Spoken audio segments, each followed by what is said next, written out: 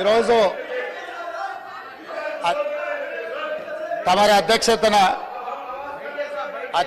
అత్యంత కీలకమైన ప్రకటన చేయాలని రాష్ట్ర ప్రభుత్వం భావిస్తున్నది. కొన్ని దశాబ్దాల నుంచి మాదిగ ఉపకులాలకు సంబంధించిన లక్షలాది మంది యువకులు ఎస్సీ రిజర్వేషన్లలో ఏబిసిడి వర్గీకరణ కోసం వాళ్ళు పోరాటాలు చేస్తున్నారు. 27 సంవత్సరాల నుంచి ఉమ్మడి రాష్ట్రంలో కానీ ప్రత్యేక తెలంగాణ రాష్ట్రంలో కానీ ఏబిసిడి వర్గీకరణ మీద మాదిగ ఉపకులాల యువకులు పోరాటాలు చేయడం జరిగింది. వారి పోరాటాల ఫలితం ఒకనాడు ఇదే శాసనసభలో మాదిగ ఉపకులాల వర్గీకరణ కోసం వాయిదా తీర్మానం ఇస్తే నాతో పాటు ఆనాటి శాసనసభ్యుడు సంపత్ కుమార్ను కూడా ఈ సభ నుంచి బహిష్కరించడం జరిగింది.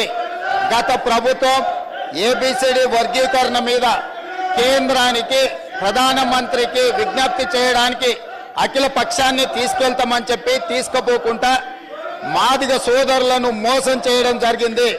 కానీ డిసెంబర్ 3, 2023 నాడు ప్రజాప్రభుత్వం బాధ్యత తీసుకున్న తర్వాత తక్షణమే మా ఉప ముఖ్యమంత్రి గారి సూచన మేరకు మాజీ ఉప ముఖ్యమంత్రి ప్రస్తుత మంత్రి దామోదర్ రాజనరసింహ గారి నేతృత్వంలో మా శాసనసభ్యులందరినీ అడ్వకేట్ జనరల్ ని ఢిల్లీకి సుప్రీంకోర్టుకు పంపించి న్యాయ కోవిధులతో చర్చించి సుప్రీంకోర్టులో బలమైన వాదనను తెలంగాణ రాష్ట్ర ప్రభుత్వం కాంగ్రెస్ ప్రభుత్వం వినిపించడంతో ఈనాడు సుప్రీంకోర్టు మాదిగ ఉపకులాల వర్గీకరణకు అనుకూలమైన తీర్పునివ్వడం జరిగింది.